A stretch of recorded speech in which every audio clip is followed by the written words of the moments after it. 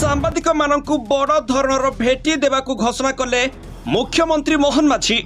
सांबादिक मानकु हाथ में रखिपारे आहुरी 25 वर्ष शासन करिबो बीजेपी। ओडिशा रे सांबादिक मानकु दियाजिबो एतिकी टंका पेंशन मिलिबो एही सुविधा। ओडिशा रे किए प्रकृति रे सांबादिक आउ किए नुहे खोजा जीवो केमिति। हाँ दर्शक बंधु, ओडिशार सांबादिक मानकु बड़ धरणर भेटी देवाकू घोषणा करछंती मुख्यमंत्री मोहन माझी। बिहार रे सांबादिक मानक पई 15,000 टंकार पेंशन व्यवस्था करा जायछि। आउ एबे ओडिशार सांबादिक मानकु मध्य सेही सुविधा मिलिबा नै अनुमान मध्य करा जाउछि। कारण बीजेपी सरकार ठीक जानिछंती जे राज्य रे बीजेपी को आहुरी लोकप्रिय करिबा पई हेले सांबादिक मानक समर्थन निहाती आवश्यक। तेणु सरकार नेबाकू जाउछंती एमिति किछि पदक्षेप। राज्य सरकार सांबादिक मानकु अन्य राज्य परि पेंशन प्रदान करिवे एनै प्रक्रिया त्वरान्वित होइछि। यह कार्यकारी हेले अनेक सांबादिक सुफल पाइबे जहाँ मुख्यमंत्री मोहन माझी कहिसंती।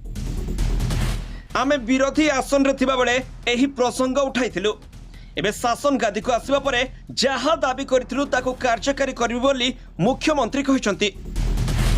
तेणु राज्यर हजार हजार सांबादिक माने एक खबर सुनी खुशी हो जाइछंती। स्वाधीनता दिवस अवसर में राजभवन में आयोजित 8 उत्सव में सांबादिकों को पेंशन प्रदान नहीं सरकार पदक्षेप संपर्क में ऑल ओडिशा मीडिया एसोसिएशन सभापति संजीव कुमार पट्टनायक, उपदेष्टा रविप्रिय दास और उपसभापति शरद रंजन पट्टनायक मुख्यमंत्री को पचारिथिले।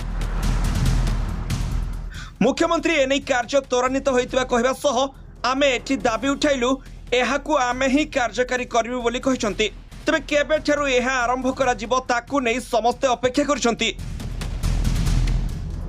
तबे सूचना अनुसार राज्यर विभिन्न सांबादिक संघ पक्षरु सांबादिक माननकु पेंशन प्रदान नै मुख्यमंत्री निकट रे दाबी हेउछि।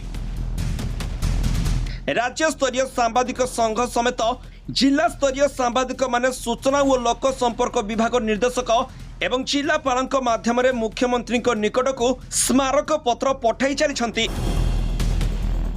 आउ एबे नीचे मुख्यमंत्री एमिति कहिबा परे अति शीघ्र सांबादिक माने खुशी खबर पाइबे बोली अनुमान करा जाउछि। Bureau report ZEE7 Odia.